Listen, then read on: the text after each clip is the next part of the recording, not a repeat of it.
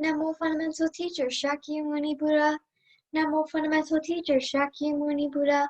Namo Fundamental Teacher Shakyamuni Buddha. My name is Haley Ngo, and today's story will be Illisa the Cheap, interpreted by Venkongada Piasisa, stories told by Todd Anderson. Once upon a time, there was a billionaire in northern India. He was an advisor to a king. Although he was very rich, he was not at all good-looking. He was lame due to the crooked feet, and his hands were also deformed into crooked positions. His eyes were also crooked too. That is to say, he was cross-eyed. And some would say he had a crooked mind as well, for he was without any religion whatsoever. You might think people would call him Illisa the Crooked, but that was not the case. Illisa also happened to be a miser, who would not will to give anything to anybody. He would not even spend any of his wealth on his own enjoyment. Therefore, it was said that his home was like a pond possessed by demons, where no one could quench his thirst. However, Illisa's ancestors, going back 7 generations, were the most generous gift givers. They gave away the very best of their possessions. But when Illisa inherited their family fortune, he abandoned that great family tradition. The family had always maintained the charity dining hall, where anyone could come for a free hot meal. Illisa burned his free food kitchen to the ground, since he wanted to get rid of the expense. Then he pushed the poor and hungry from his door, hitting them as they went. He quickly earned a reputation for hoarding all of his wealth and possessions. Soon people began calling him Illisa the Cheap. One day, when he was returning home from advising the king, Illisa saw a tired, worn-out villager by the side of the road.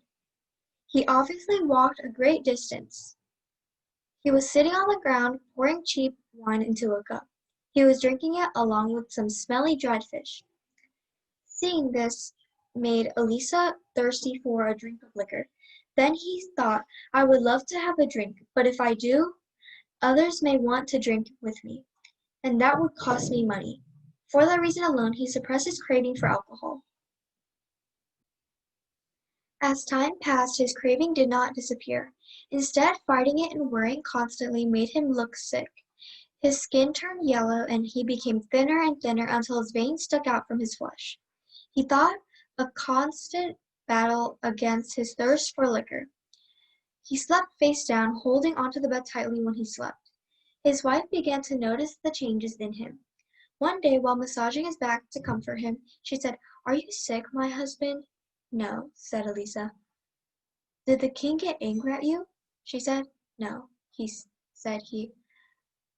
Have our children or the servants done anything to upset you? Asked the wife. Again, he said no. Do you have any strong craving for something? She continued. Illisa the Cheap kept silent. He was afraid that if he told her, it might end up costing him money. But his wife began pleading. Tell me, please tell me. Finally, swallowing hard and clearing his throat, he answered, Yes, I do have a strong craving.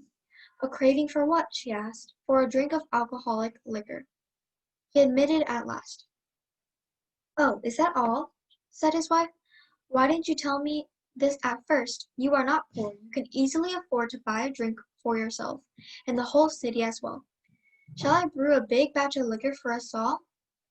Of course, this was not what Illisa the Cheap wanted to hear. He blurted out, Why should we give liquor to others? Let them earn their own. Then his wife said, Well then, what about just for us and our neighbors?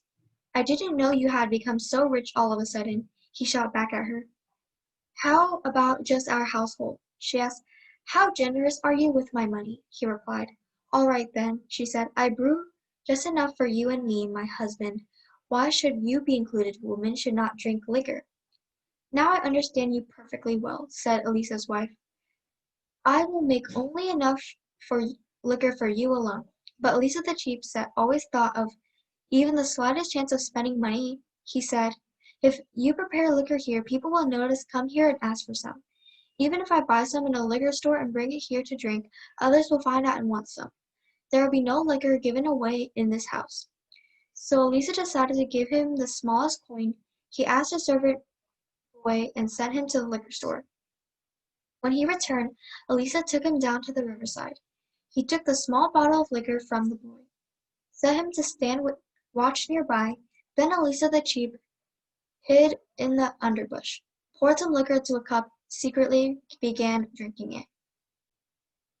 It just so happened that when Elisa's father had died, he had been reborn as Asaka, king of the Heaven of 33.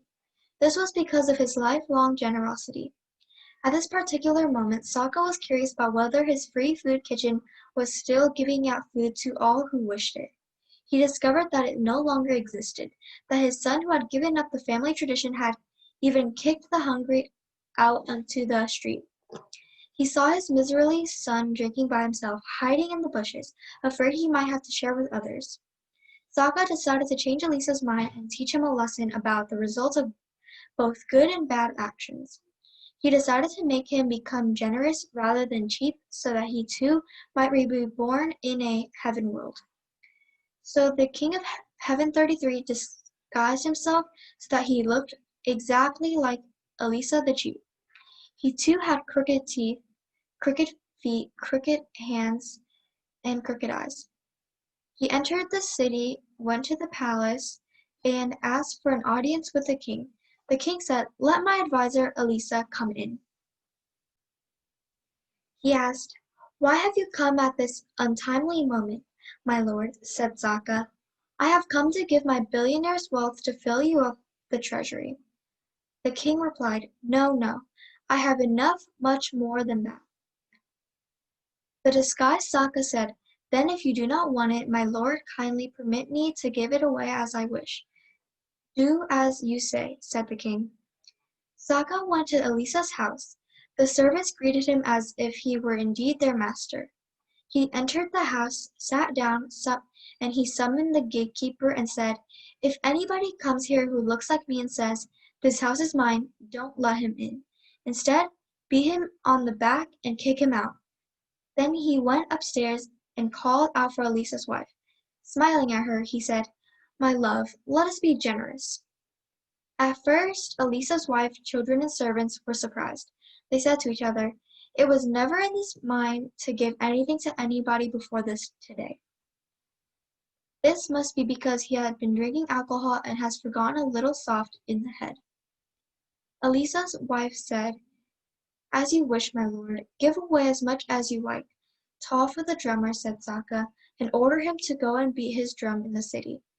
Have him announce that all who desire gold, silver, pearls, jewels, lapis lazuli, diamonds, and coral are to come to the home of Illisa the billionaire."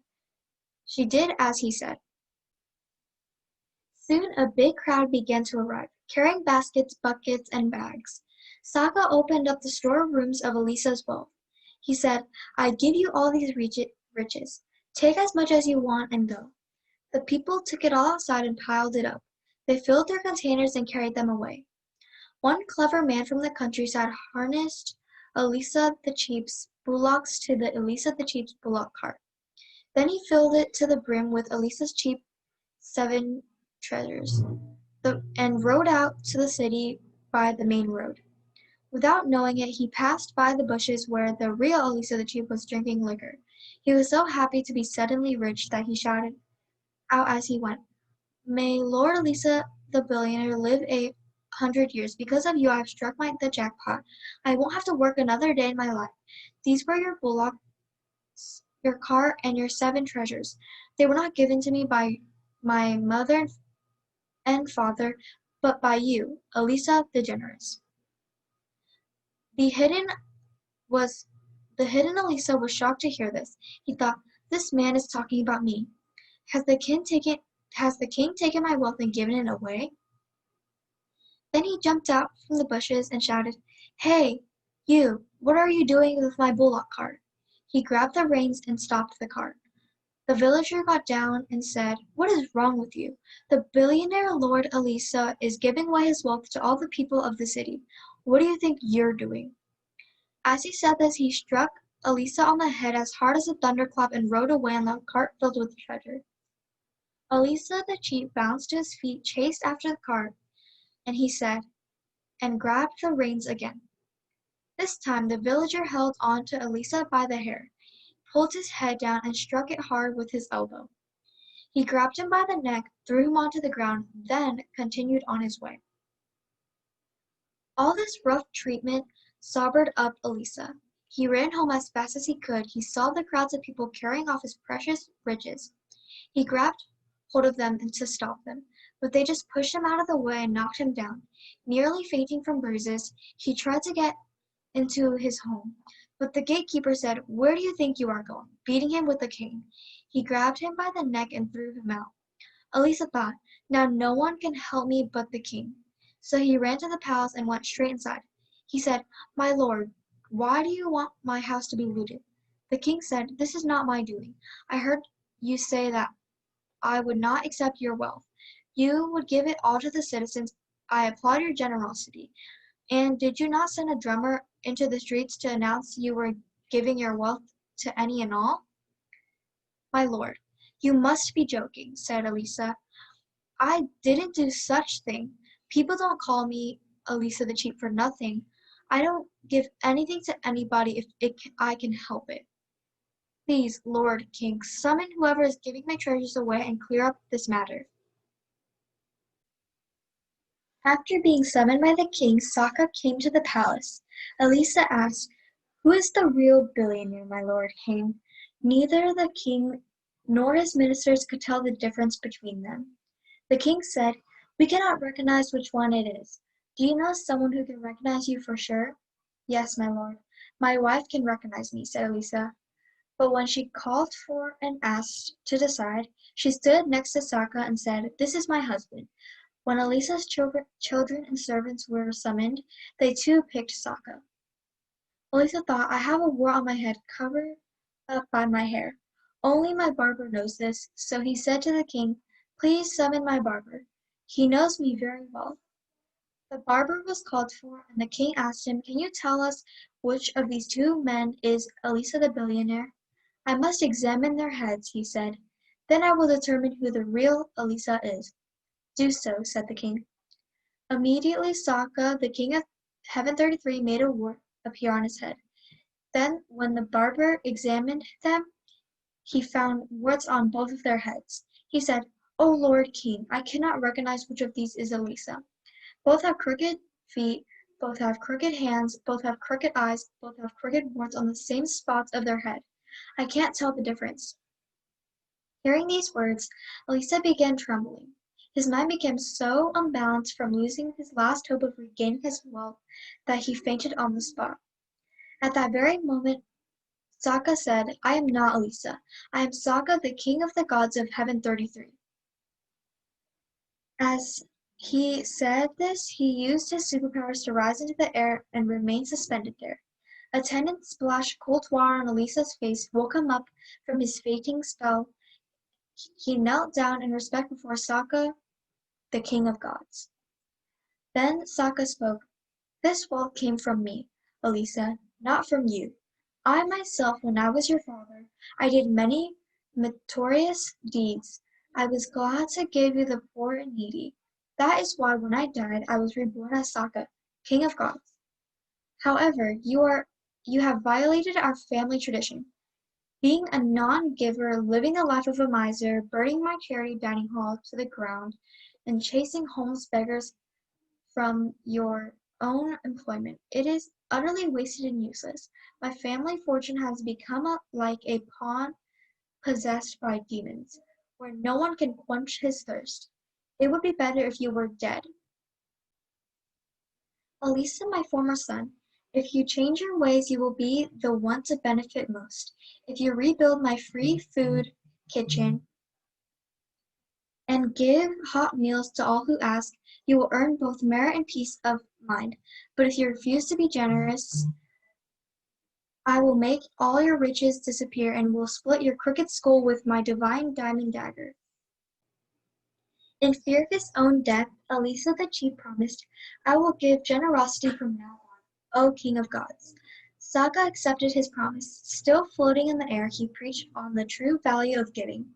He also convinced him to practice the 5 training steps for the benefit of himself and others. These are to give up entirely destroying life, taking what is not given, sexual wrongdoing, speaking falsely, and losing one's mind from alcohol. Then Sokka disappeared and returned to his heavenly home.